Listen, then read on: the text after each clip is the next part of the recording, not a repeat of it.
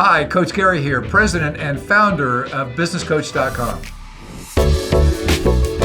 A lot of us wanted to go the easy way to find clients.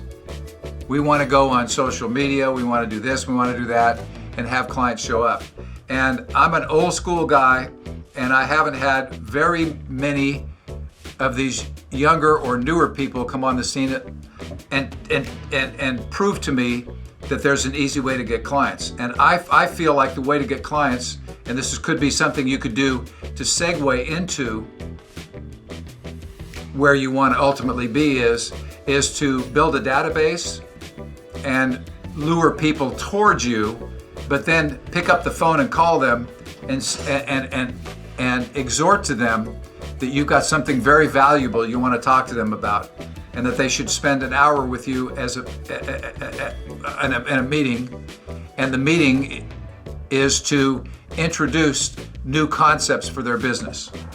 And you'll get a lot of no's, but when you get a yes, you've got somebody who is what you call coachable.